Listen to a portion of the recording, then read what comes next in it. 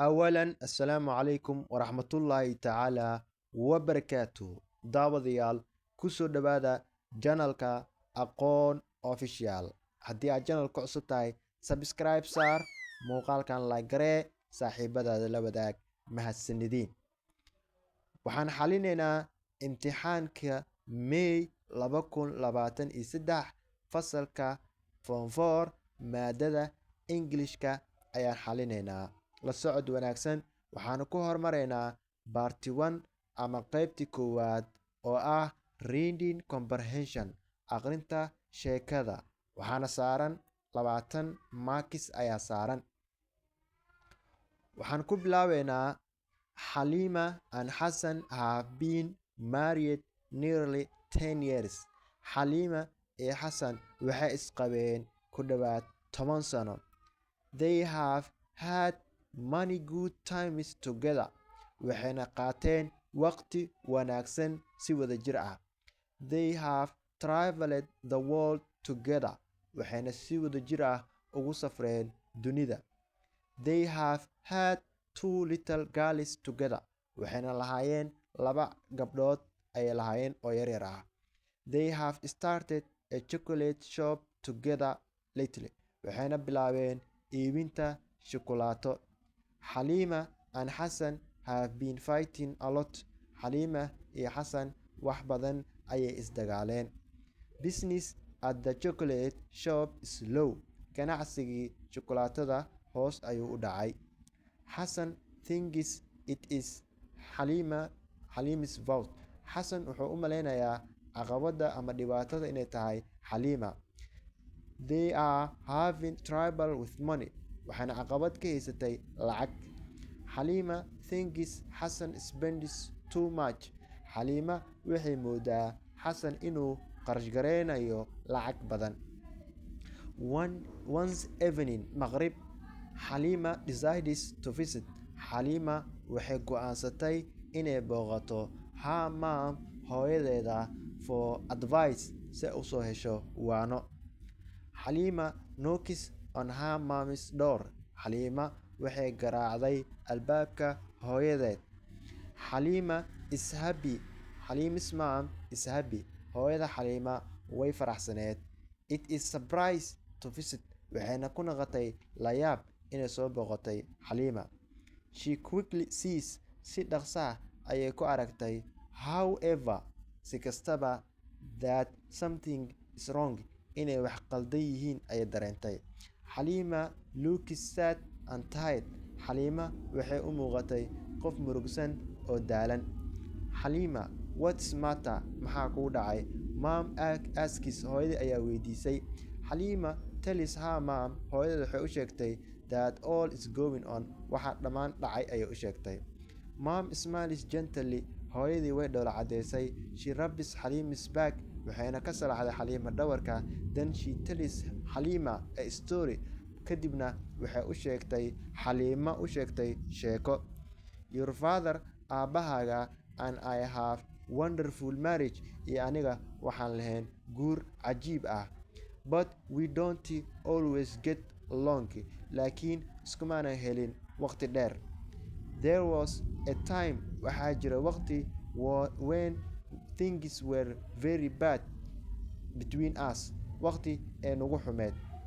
We fought all the time. Waana isdagaali jirnay dhammaan waqtiga. You were just a little girl. Markaa waa yareed.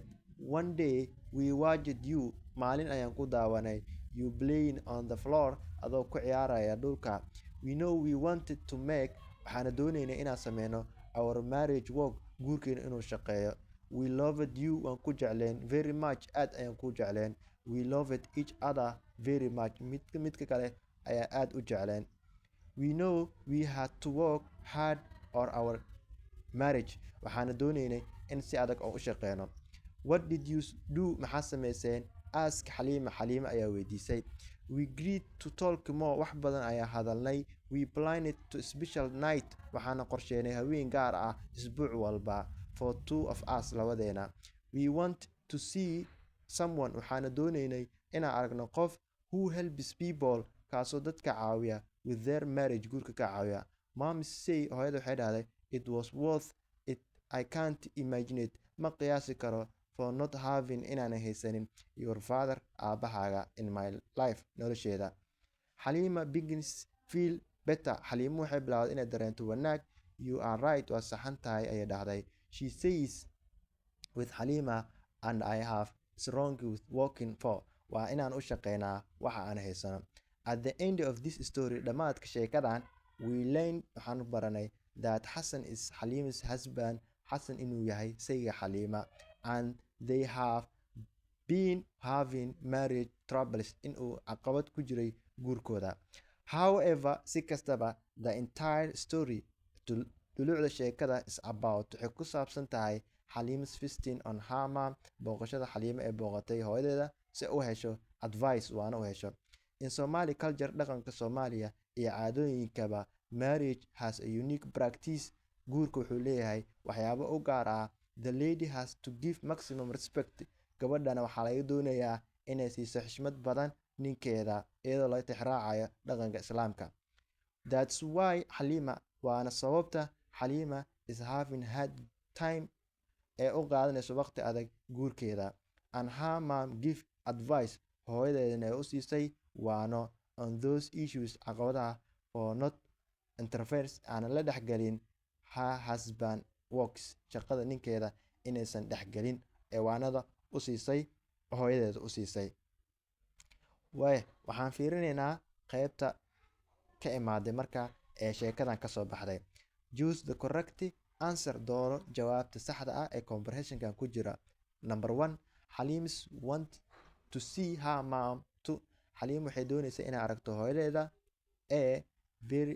Hear story inay sheeko maqasho. Get advice, make her mom happy, hooyada inay farxad geliso. Get back rub. Marka jawaabta saxda aan ka dooranayno waa xarafka B oo ah get advice ayuu noo noqonayaa. Number 2, the talk takes place. Hadalka intuu ka dhacay wuxuu noo noqonayaa qodobka A ayuu noo noqonayaa Halimis mom's house, guriga hooyo Halima ayuu ka dhacay. Qodobka 3,